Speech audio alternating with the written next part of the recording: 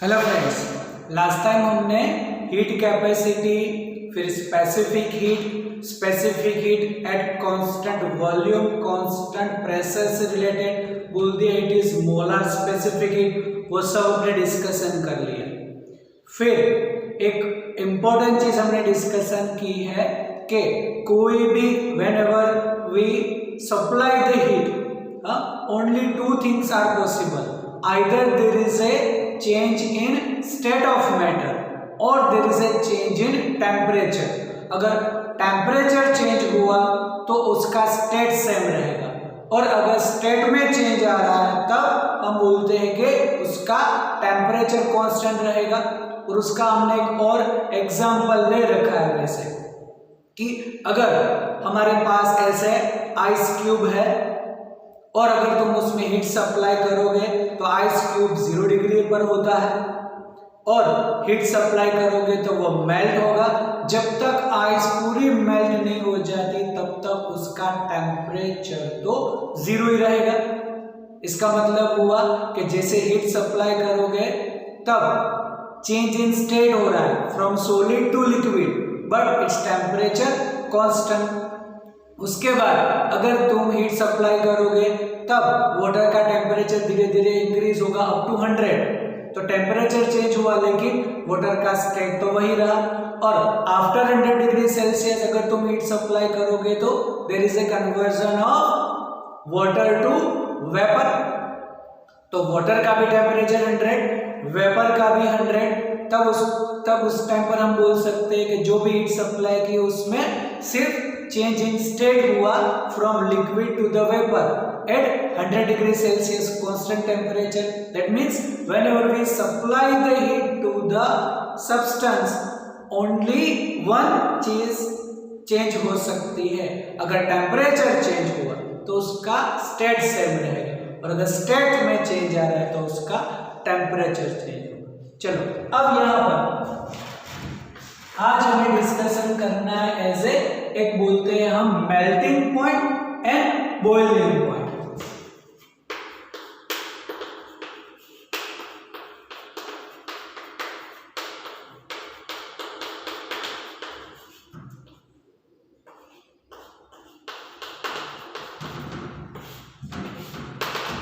तो melting point किसको बोलेंगे हम?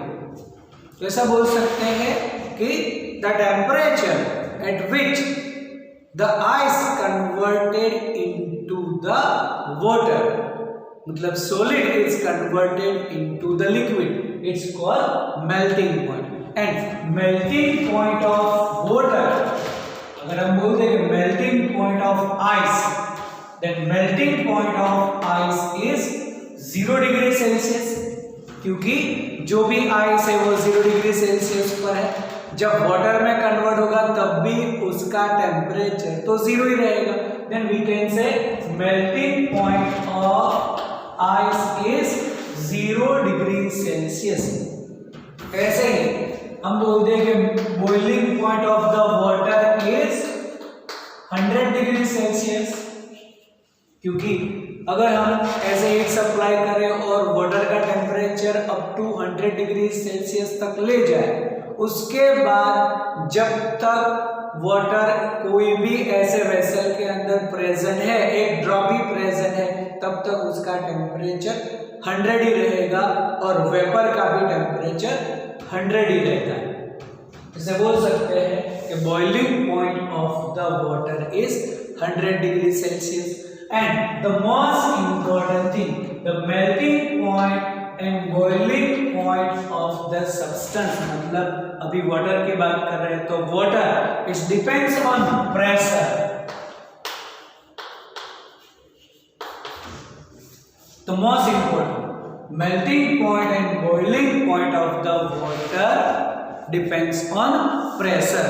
अगर ऐसे तुम सोचो कि आइस है और आइस के ऊपर तुम थोड़ा ऐसे प्रेशर अप्लाई करोगे, तो जैसे प्रेशर अप्लाई करोगे जो आइस है वो वाटर में कन्वर्ट होगी। और उसी का हम एक्सपेरिमेंट अगर हम सोचे कि चलो ये कोई भी हमारे पास ऐसा आइस है, ऐसे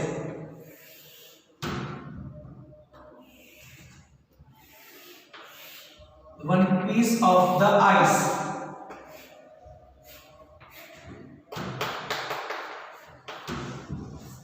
और अब ऐसा करो कि यहां से एक कोई भी एक वायर ऐसा पास कर दो और दोनों एंड पर कुछ मास लगा दो। सपोज 5 kg उसके ऊपर दोनों एंड पर मास लगा दो, तो क्या होगा, यहां पर इस सरफेस पर प्रेशर क्रिएट होगा। Then pressure is created on the upper surface of the ice. Due to the increasing in the pressure, the ice is converted into the water. जैसे वाटर में कन्वर्ट होगा मतलब आइस मेल्ट होगी तो ये wire जो है थोड़ा अंदर जाएगा। जैसे अंदर जाता है ऊपर जो है वो वापस आइस में कन्वर्ट हो जाता है, जिसको बोलते हैं रिजलेशन। तो रिजलेशन की वजह से क्या होगा कि वो वापस आइस में कन्वर्ट होगा। ऐसे धीरे धीरे अब अंदर जाएगा तो अंदर प्रेशर क्रिएट होगा, अंदर का जो आइस का पोर्शन है वो मेल्ट होगा और वायर जो है धीरे धीरे ये प्रोसेस में क्या होगा, ऐसे थ्रू आउट ये आइस में से निकल जाएगा। अब जैसे आइस में से निकल गया, जो आइस है वो दो पार्ट में कन्वर्ट नहीं होगी। जैसे जैसे पास होगा क्या होगा, रिजलेशन की वजह से वापस जो है वो आइस में कन्वर्ट हो जाएगा। तो इन बिटवीन ऐसा भी तुम बोल सकते हो कि अगर ये वायर जो है हाफ पोर्शन में पहुंच गया तो ऐसा लगेगा कि हमने आइस में से ये वायर जो है वो पास कर दिया है ना। तो ऐसे लगेगा कि वो वायर हमने पास किया होगा, क्योंकि ऊपर भी आइस हो जाएगी, नीचे भी आइस है और ये थ्रू आउट हमने उसको ऐसे पास कर दिया। तो दिस इज द रीजन कि whenever pressure is created the ice is converted into the water। और वही होता है स्केटिंग में, जो लोग आइस स्केटिंग करते हैं। चलो ऐसा सोचो कि ये पूरा आइस है और ये जो है उसका जो स्की करते हैं वो पोर्शन जो भी वो ऐसे वुडन का बना होता है वो। और अब जैसे वो यहाँ पर ऐसे स्केटिंग करने की ट्राई करेंगे, ऐसे खड़े हो जाएंगे, तब क्या होगा, उसकी वेट की वजह से प्रेशर क्रिएट होगा and due to the pressure the ice is converted into water. मतलब यहाँ पर इस पोर्शन में थोड़ा वाटर आ जाएगा और वो वाटर एक्ट्स लाइक लुब्रिकेंट। अब ये लुब्रिकेंट बनेगा, मतलब क्या होगा, easily they can skate on the ice. अब जैसे ये आगे चले जाएंगे वापस ड्यू टू द टेम्परेचर वो जो वाटर बना है वो वापस आइस में कन्वर्ट हो जाएगा और जहां जहां आगे जाएंगे due to the pressure the some amount of ice converted into the water. और वो जो वाटर इन बिटवीन रहेगा वो लुब्रिकेंट की तरह एक्ट करेगा और इसीलिए वो इजीली वहां पर स्केटिंग कर सकते हैं। ओके, चलो उसका एक दूसरा एग्जांपल लेते हैं कि जो भी है। अब ये हो गया हमारा मेल्टिंग पॉइंट कि जो melting point is also depends on pressure. Pressure increase होगा तो आइस है वो एज ए वाटर में कन्वर्ट तो होगी। अब बॉइलिंग पॉइंट से रिलेटेड देखते हैं। तो कोई भी एक ऐसा फ्लास्क ले लो,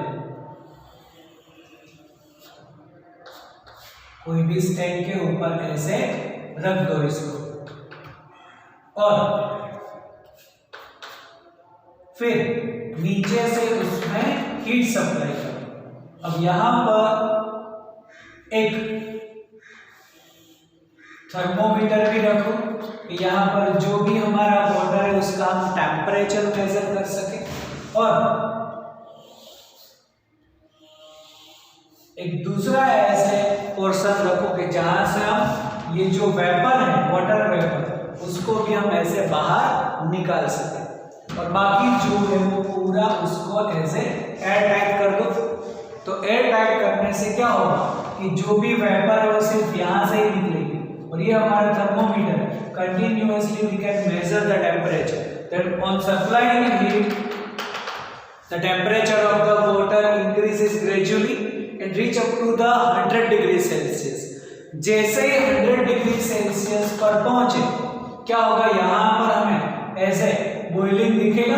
the boiling of the water, ऐसे हमें बबल्स दिखेंगे, बॉइलिंग ऑफ द वाटर, और जो वेपर है वो यहां से बाहर निकलती हुई थोड़ी हमें ऐसे फोगी टाइप दिखेगा। हाँ चलो, अब यहां पर ये जो पोर्शन है उसको बंद कर दो थोड़ी देर के लिए, मतलब जो वेपर है वो निकालना बंद कर दो, तो अंदर क्या होगा, प्रेशर इंक्रीजेस, क्योंकि यहां से हीट सप्लाई कर रहा है, वेपर निकल नहीं रही, तो क्या होगा, pressure inside of the flask increases. जैसे तुम बंद करोगे थोड़ी देर में क्या लगेगा तुम्हें कि जो वाटर है वो बॉइलिंग करना उसने बंद कर दिया है। तो जो भी ऐसे पहले बॉइल हो रहा था 100 डिग्री सेल्सियस पर, टेम्परेचर तो 100 ही है, लेकिन बॉइलिंग जो है बंद हो जाएगा। That means on increasing the pressure the boiling point of the water also increases, मतलब अब वो थोड़ा और ऊपर टेम्परेचर जाएगा तब जाके वो वाटर बॉइल होना स्टार्ट होगा। तो increasing the pressure the boiling point of the water increases. Once again देखो, एक्सपेरिमेंट में ऐसा होगा, जैसे तुम ये पोर्शन बंद कर दोगे the pressure inside of the flask increases, और जैसे प्रेशर इंक्रीज होगा जो बॉइलिंग तुम देख रहे थे वो बॉइलिंग वाटर जो है वो बंद हो जाएगा, और फिर टेम्परेचर थोड़ा और इंक्रीज होगा, उसके बाद बॉइलिंग स्टार्ट होगा। Then we can say on increasing the pressure the boiling point of the water is also increases, and that concept is used in pressure cooker। याद करो प्रेशर कुकर में होता क्या है और क्यों उसको प्रेशर कुकर बोलते हैं, क्योंकि वहां पर प्रेशर इंक्रीज हो रहा है। जैसे तुम हीट सप्लाई करोगे वो पूरा तो बंद है, तो प्रेशर इंक्रीज होगा, प्रेशर इंक्रीज होने से boiling point of the water भी इंक्रीज होगा, और हम कम टाइम में जो हमारा फूड है उसको हम कुक कर सकते हैं। अगर टेम्परेचर 100 ही रहा तो फिर क्या होगा, थोड़ा लॉन्ग टाइम लगेगा, हमें एनर्जी भी ज्यादा सप्लाई करनी पड़े, और इसीलिए पूरा एयर टाइट करते हम, तब प्रेशर अंदर इंक्रीज होगा, the boiling point of water is also increases. Then by supplying less amount of heat, या फिर टाइम ड्यूरेशन सोचे तो in less time we can prepare the food, we can cook the food. So this is the example, the better example on increasing the pressure, boiling point of the water increases। तब अगर हम decrease करें temperature को तो boiling point भी वापस decrease होगा, तो उसके लिए क्या करो, अब ये जो पोर्शन है यहाँ पर उसके ऐसे और साइड्स पर क्या करो, थोड़ा ऐसे आइस वाटर जो है वो थोड़ा डाल दो। जैसे आइस वाटर डालोगे तो pressure inside of the flask decreases, heat तो सप्लाई कर ही रहे हैं हम, तो फिर क्या होगा, again you can observe the water is boiling, मतलब जो टेम्परेचर इंक्रीज हुआ तो थोड़ा डिक्रीज हो जाएगा, 100 पर आ जाएगा, प्रेशर भी डिक्रीज हो गया, तो वापस तुम उसकी बॉइलिंग प्रोसेस देख सकते हो 100 डिग्री सेल्सियस। मतलब on increasing the pressure the boiling point increases, on decreasing the pressure the boiling point decreases. अब ये जो डिक्रीज वाला जो एग्जांपल है वो हम एक्सपीरियंस कर सकते हैं हिल एरिया पर। हिल एरिया पर अगर तुम फूड कुक करोगे और वहां पर अगर तुमने हिल एरिया पर ऐसे खाना खाया होगा तो थोड़ा ऐसा लगेगा कि वो ऐसे गर्म तो है, हॉट तो है, लेकिन थोड़ा कच्चा लगेगा हमें, बिकॉज हिल एरिया पर प्रेशर कम होता है। Then its boiling point of water is also less temperature पर बॉइल हो जाएगा। अगर लेस टेम्परेचर पर बॉइल हुआ तो पूरा जो हमारा ऐसे फूड है वो प्रॉपर एज ए कुक नहीं होगा, और इसीलिए बोलते हैं कि वहां पर हिल एरिया पर हमें थोड़ा फूड है वो ऑलवेज ऐसे कच्चा फील होता है। This is due to the decreasing in pressure. तो on decreasing the pressure the boiling point of the water is also decreases। Okay, तो ये एक हमें एग्जांपल कंसीडर करना है। अब यहां से अगर हम आगे बढ़ें तो एक हमें इंफॉर्मेशन लेनी है लेटेंट हीट की, कि what is called latent heat.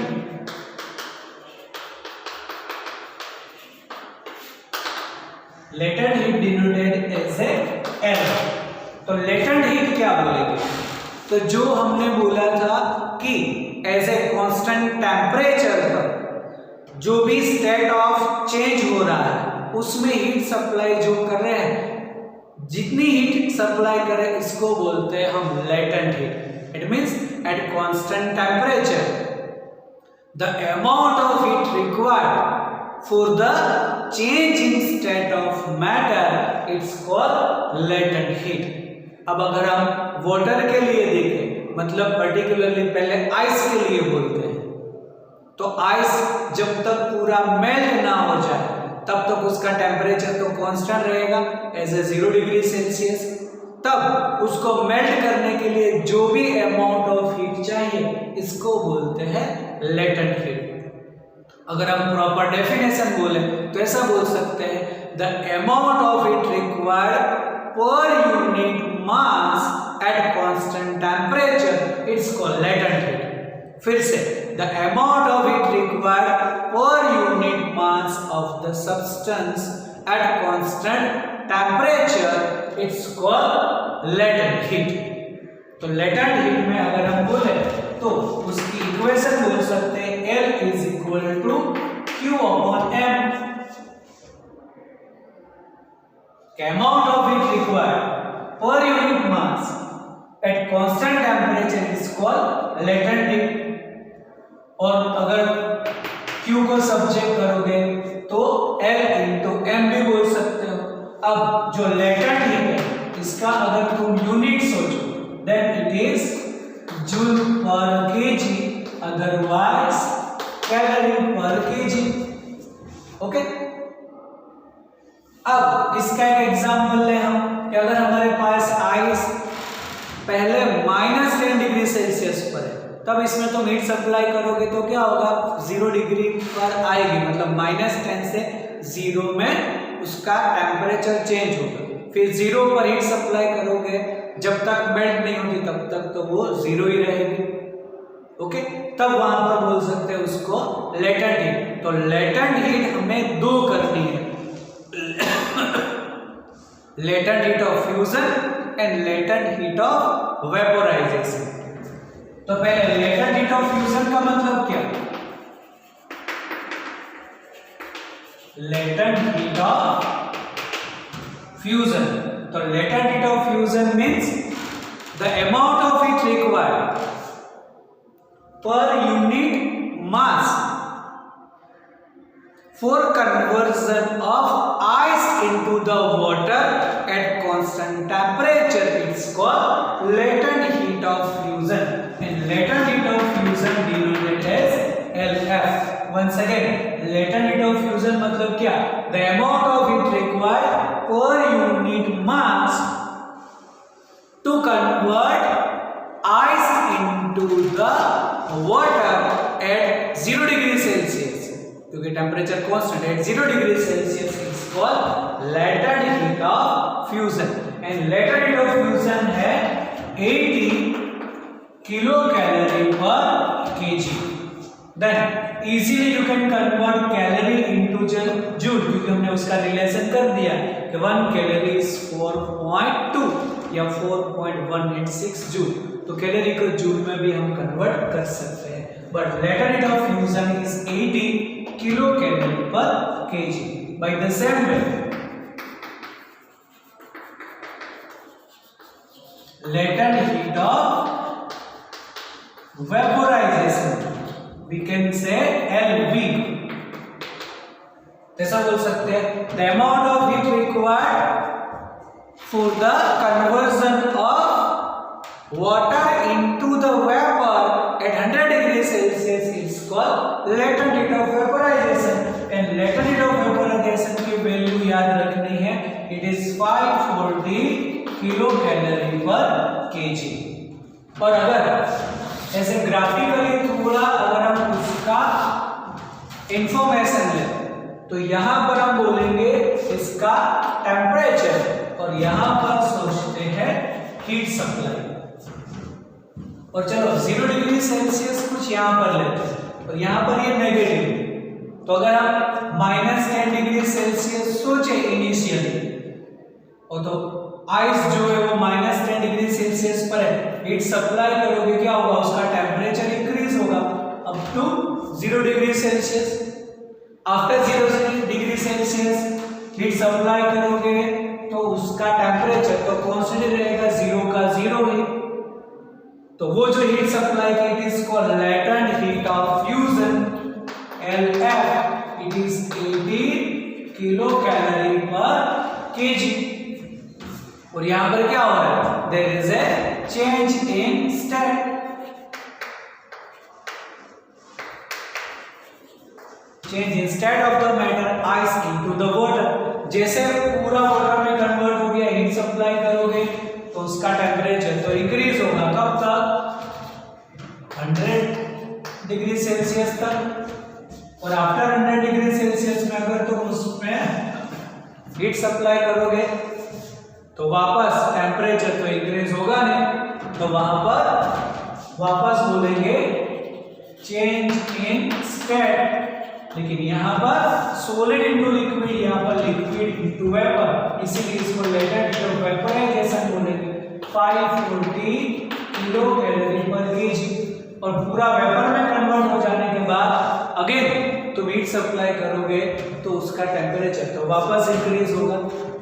तो ये चीज तुम्हें याद रखनी है, एक equation for the latent heat, और ऐसे Q के टर्म्स में भी याद रखनी है उसको, तो Q is equal to L into M बोल देंगे। और latent heat of fusion, latent heat of vaporisation की वैल्यू याद रखनी है। चलो अब यहाँ से यहाँ तक जो भी हमने हीट सप्लाई करनी थी, टेम्परेचर था, वो पूरा रिलेशन कर दिया। अब यहाँ से थोड़ा टॉपिक है वो चेंज हो रहा है, अब करना है हमें हीट ट्रांसफर। हीट सप्लाई जो है वो हमने कर दिया, अब करना है हमें हीट ट्रांसफर। तो अलग अलग सब्सटेंस में हीट ट्रांसफर जो है उसकी प्रोसेस से डिफरेंट होती है, मतलब for the different type of substance there is a different process for the heat transfer. Consider as a solid. In solid the heat transfer from one end to another end थोड़ा as a different way में, consider this one is the metallic rod, जो भी हमें solid सोचना है but it is metal rod। फिर ऐसे liquid, तो liquid में heat transfer थोड़ा अलग वे में हो रहा है, और ऐसे कोई भी radiation से तो उसका जो भी प्रोसेस है वो अलग है। तो यहाँ पर हीट ट्रांसफर अगर हमें डेफिनेशन देनी है हीट ट्रांसफर, ऐसा बोल सकते हैं कि is it the flow of heat from one part to the another part of the substance due to the temperature difference between adjacent parts of the body, it's called heat transfer। heat transfer मतलब क्या है, it is flow of heat है। अब flow of heat किसकी वजह से, तो flow of heat due to the temperature difference between two adjacent parts of the body। so flow of heat due to the temperature difference, तो due to the temperature difference जो heat flow हो रही है उसको बोलते हैं heat transfer। तो once again the flow of heat due to the temperature difference between two adjacent parts of the body, it's called heat transfer। अब heat transfer यहाँ पर हमें तीन अलग अलग वे में करना है। एक बोलते हैं heat conduction,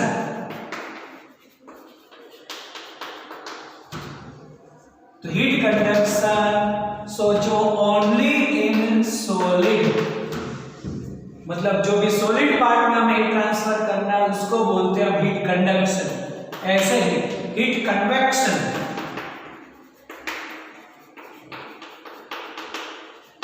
heat convection only in fluid,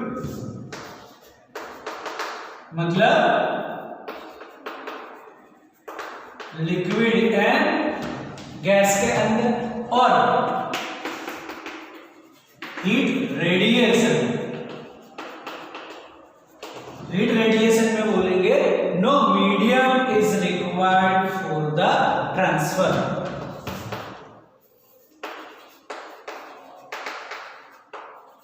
medium not required for the transfer of heat। तो अब पहले इसका एग्जांपल ले लो, चलो हीट रेडिएशन का।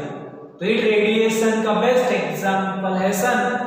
सन में से जो भी एनर्जी प्रोड्यूस होती है वो अर्थ तक पहुंचती है, और ऐसे जो भी प्लांट्स है, जो भी लिविंग है, हम भी उसकी एनर्जी को रिसीव करते हैं।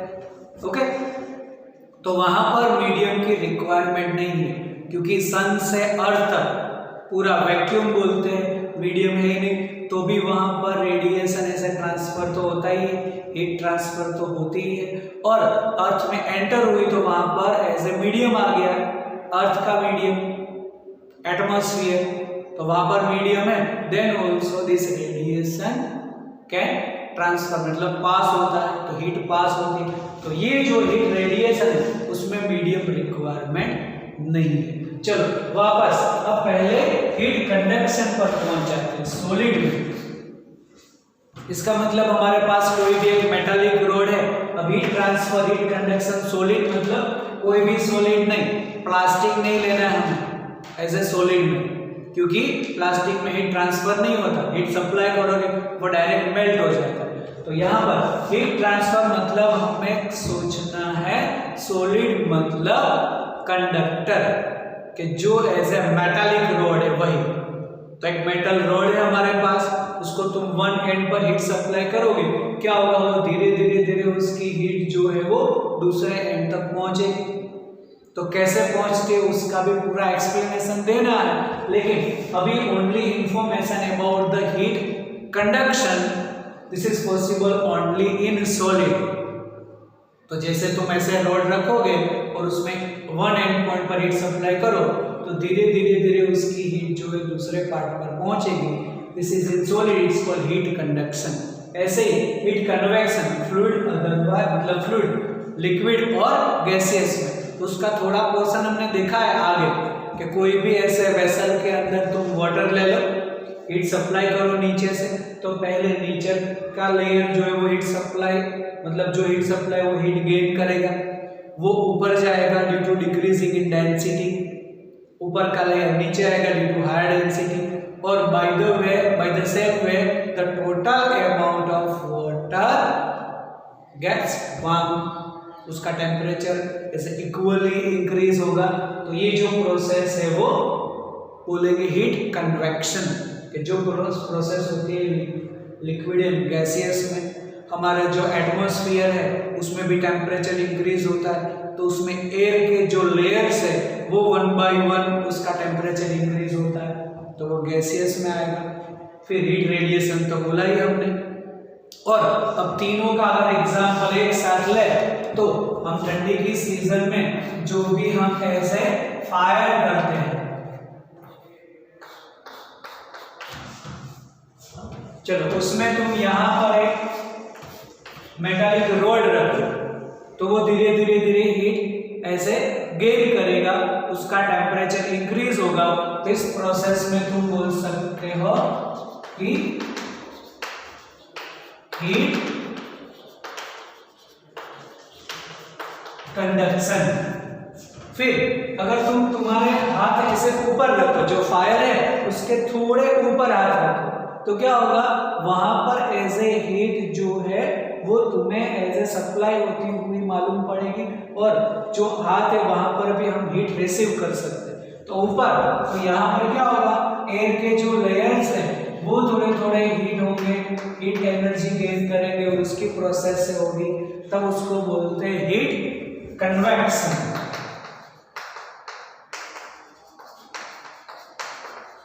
और अगर तुम सपोज यहां पर साइड में बैठे, तो क्या होगा, वहां से जो भी रेडिएशन आएगी, हीट रेडिएशन, वो तुम्हें ऐसे रिसीव होगी, और वो रिसीव होने से हमें थोड़ा वार्म फील होगा बॉडी के अंदर, तो it is called heat radiation. तो ऐसे हीट कंडक्शन, हीट कन्वेक्शन, और इसको बोलते हैं हीट रेडिएशन। ऐसे थोड़ा साइड में बैठो फायर के, और तुम्हें वहां पर ऐसे थोड़ा वार्म फील होगा, इट्स कॉल्ड हीट रेडिएशन। तो वो रेडिएशंस के थ्रू हमारी बॉडी में एंटर हो रही है हीट। तो ये प्रोसेस जो तीनों में पूरी अलग है, ये सिर्फ अभी इंफॉर्मेशन है, 1 by 1 इसको हम डिस्कशन करेंगे नेक्स्ट लेक्चर के अंदर। तो next time we will discuss about the heat conduction, मतलब transfer of heat in solid.